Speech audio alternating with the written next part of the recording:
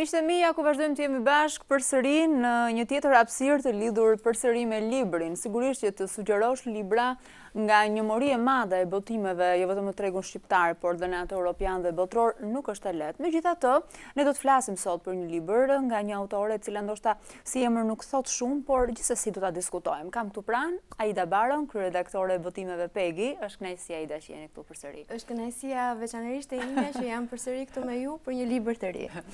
Në fakt unë mundova të thosha diçka për sa i përket autores që ne do të diskutojmë sot, Ana Kim. Një emër që ndoshta nuk thot shumë, apo jo, por që gjithsesi botimet Pegi kanë marrë përgjegjësi për ta sjellë në tregat, apo jo. Në tregun e leximit. Në fakt, në tregun e leximit. E diskutuam dhe pak më përpara ndryshimin mes lexuesit dhe klientit, megjithatë, për të kthyer Anës. Ana Kim është një autore shumë e re, edhe në mosh, është 36 vjeç, është datëlindja 77. Ndoshta pavarësisht se është shekulli i kaluar, po prapë është shumë e re në mosh, dhe është me origjinë koreane dhe jeton në Vjenë. Babai i saj në fakt ka qenë një pedagog i arteve dhe është transferuar fillimisht në Gjermani dhe më pas në Vjenë, ku ajo ka studiuar dhe filozofi dhe dramaturgji. Pra e lidhur me artin dhe nga aspekti familjar. Është e lidhur me artin, është e lidhur me kulturën e vendit të saj, Koren, dhe me ato rrënjët fetare, themi, të asaj kulture të lindjes, nga e cila por është edhe pasuruar jashmase nga ana filozofike, duke qenë se ajo ka studiuar filozofi. Mendoj që ky është libri i saj i dytë, por mendoj që ka goditur në shenjë që është në fillim. Që me votimin e parë. Do t'ja dëgjojmë shumë shpejt edhe për tituj të tjerë emrin, sepse mendoj që është një nga penat më të forta sot për sot në Evropë. Le të themi që është një këmban që premton tinguj më të fortë, apo jo? Patjetër. Ajo madje që ky është me këtë libër, Koha e ngrirë, ka fituar çmimin europian të letërsisë në vitin 2012. Dhe kryqin austriak në 2009. Po, dhe një bursë të Elias Kaneti në 2009 përsëri. Dhe është vlerësuar, kritika ka folur me notat maksimale, sepse përtej historisë që rrëfehet, mënyra e rrëfimit është krejt e ndryshme nga letërsia që jemi mësuar ne të lexojmë zakonisht. Nga vlerësimet që ne kemi mundur të shkëpusim për këtë autore të re, sigurisht që në këtë botim na rikthehet në vëmendje sërish të Kosova, për një autore koreane, nënshtetase austriake, që prek luftën e Kosovës, duket sikur koha ka ngrirë. Gjejmë një lidhje me titullin e këtij botimi, Koha e ngrirë, dhe sigurisht stili i saj na paraqitet sa filozofik, politik, aq edhe lirik. Kjo ndërthurje kaq mikse por që qëndron. Nuk e di, unë personalisht jam ndjerë shumë emocionuar nga ky libër, sepse në morinë e librave që lexojmë gjatë gjithë kohës, është e rrallë që të godasi dhe të lërë mbresa të thella në të gjitha rrafshet, në të gjitha aspektet.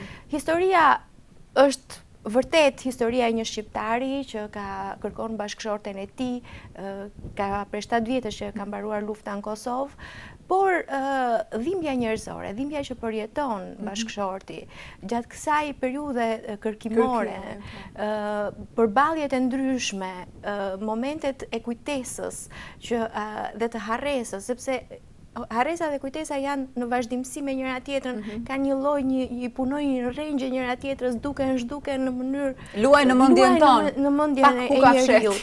Dhe kjo dhe dhimbja njerëzore që përshkruhet aty, identitetet e të humburve janë universale, nuk i përkasin vetëm Kosovës, por i përkasin të gjithë atyre popujve, themi që në një farë mënyrë kanë pësuar luftra të padrejta, kanë pësuar humbje njerëzore dhe fenomene mbarbotrore. Nuk kanë lidhje nga cili shtet jetë, cilës kulturi përket, është fenomeni ai. Është fenomeni. Prandaj them që në përgjithësi librat që kanë të vërteta universale janë ata që do të mbijetojnë më tepër kohës.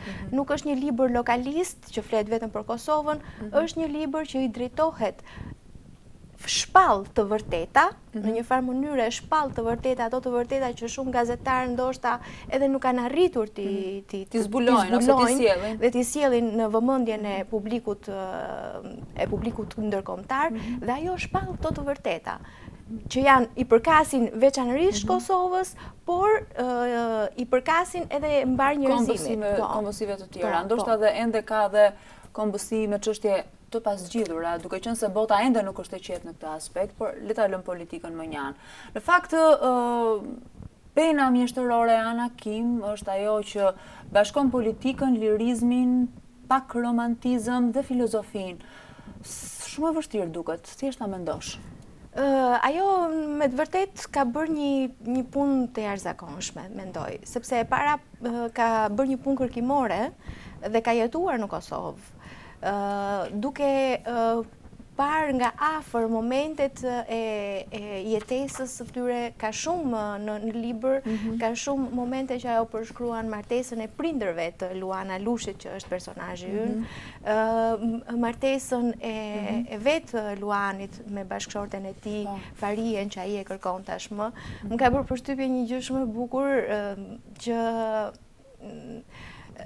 dihet si janë martesat në Kosovë dhe në Shqipëri, që duhet të jenë patjetër, janë me mbledhëri, shumica dhe dashuria është një pak më në plan të dytë. Ose themi që ndoshta dashuria pretendohet që do të lindë më vonë. Mirë, po ky çift i ri u dashuruan që në momentin që u njohën, pavarësisht se u njohën me mbledhëri, ata u dashuruan para se të martoheshin. Dhe ishte çudi dhe e fshinin nga të tjerët, sepse ishte turp që të merrej vesh ata e kishin dashuruar. Dhe është sa e bukur, sa edhe kështu e ëmbël, por edhe të lindu me thënë një lloj dashamirësie ndaj kësaj. Përtej themi dhimbjes që ai e përshkrua në çdo moment, aty ka shumë momente filozofike që përshkruhen me një gjuhë që të përket brenda, e gjen brenda vete sikur ti vetë, sepse është dhe rrëfimi i tillë, rrëfimi është në vetën e parë dhe ngjan sikur lexuesi është ai që i drejtohet Luanit, sepse duket sikur i shkruan një letër vazhdimisht dhe ato fjalë të përbrendsohen. Je ti tashmë, nuk është më Nora rrëfimtarja që bën atë, por është vetë lexuesi që i drejtohet atij pafundësisht dhe mediton dhe bën përsjatje të ndryshme mbi vështirësitë e gjetjes, mbi identitetin e njerëzve të humbur, mbi harresën që në një farë mënyre deformon kujtimet. Përpiqesh ti mbash gjallë tha kujtime të çon 7 vite. Por nga ana tjetër është do dhe të harrosh, sepse do të harrosh vuajtjen, do të harrosh gjithë pjesën e errët, vuajtjen që ke kaluar, do dhe të harrosh, por nga ana tjetër edhe gjendesh përballë, do dhe të kujtosh, sepse pyetjet që bëhen në atë pyetësorin e antemortem data, kjo është çështje teknike në fakt, e kërkuesve, dhe atyre ju kërkohen hollësira nga më të çuditshmet, deri dhe tek nëse ka pasur dhëmbë të prishur, deri në detaje, ndoshta shumë intime, për të dalluar dhe për të identifikuar deri në fund eshtrat e personave në varet masive që gjendeshin. Ajo që të bën përshtypje edhe është një pyetje që sigurisht më ngacmon, është si ka mundësi që dy kultura shumë të largëta, një autore me prejardhje koreane të përzgjedh pikërisht një histori kosovare për ta sjell dhe për ta njësuar. E kam vrarë mendjen her pas here dhe kam arritur në përfundimin që ndoshta shkrimtarët shqiptar mund të kenë shkruar vepra të tilla por jo introspektive. Kanë qenë gjithmonë në kujtesën masive të dhimbjes dhe të vuajtjes së Kosovës. Ndërkohë që kjo jep dhimbjen e një individi të vetëm. Dhe them që është ajo kultura e saj koreane, ndoshta ajo në një farë mënyrë nuk po them feja, por themi është ndikuar nga religionet ose nga budizmi, sepse ata janë në kulturë që janë e shohin njeriu më nga brenda. Merrem në njeriu më tepër. Qenia e brendshme e njeriut është ajo që ju intereson më tepër. Ajo pasuria, kamja, të pasurit e diçka e të zotëruarit e materiales nuk është pjesë e kulturës atyre, themi. Dhe ndoshta kjo e ka bërë anakimin, e ka shtyr anakimin që të japi këtë lloj introspeksioni të brendshëm, një këtë lloj themi rrëmimi në nënvetdijen, pothuajse në nënvetdijen e një njeriu. Sigurisht që të merresh me njeriu nuk është e lehtë. Në të gjitha epokat, në të gjitha periudhat, emra të mëdhenj janë marrë me njeriu. Edhe Anakim merret me njeriu. Madje një nga kritikët e ka konsideruar themi pikërisht nga ky lloj aspekti, mënyrën se si ajo futet brenda qenies njerëzore për të hulumtuar të gjitha ndjesitë dhe për t'i shprehur me fjalë, për të shprehur të pashprehshmen.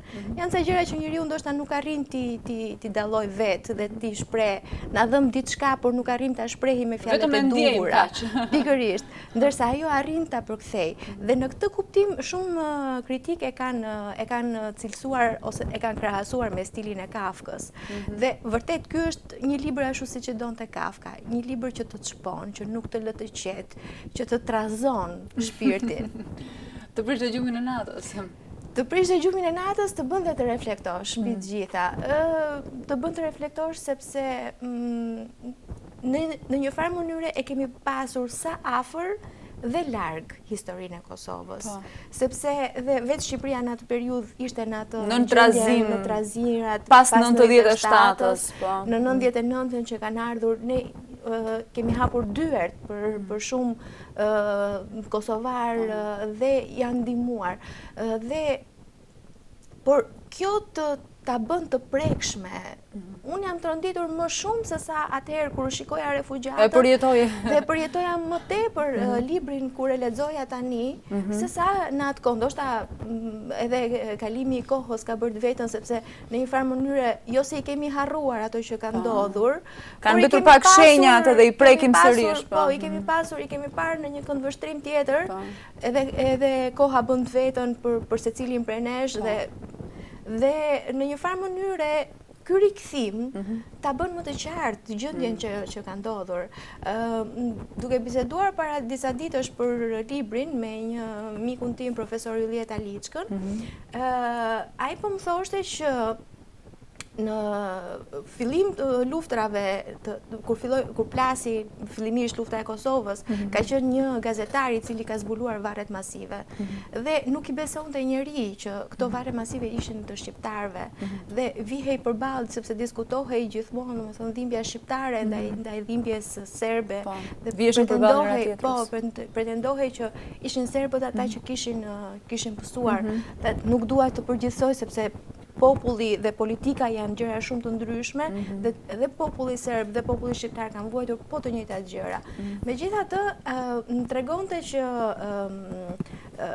themi intelektualët në Francë, që kanë qenë gjithmonë përkrahës të politikës serbe, u ndanë në dy kampe, në dy grupe dhe më tregonte që njëri nga themi drejtori i një prej teatrove më të mëdha në Francë, në Paris, kishte marrë vendimin që nuk do të shfaqte më asnjë pjesë të autorëve apo të shkrimtarëve serb, nuk do të vinte më në skenë. E në fakt Franca ka pasur, po ta kapësh në aspektin politik, kujtojmë Rambujen, kështu që jo më kot është zgjedhur një vend i dyzuar për të gjetur atë të mesmen e artë me një vendim politik të rëndësishëm.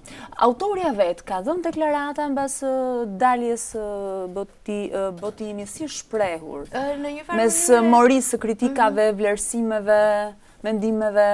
Ajo, unë kam dëgjuar një intervistë të saj, në pak që është dhënë mbasi ka marrë çmimin Europian të letërsisë, dhe është shprehur që e ka ndjerë për brenda këtë historinë e Luanit.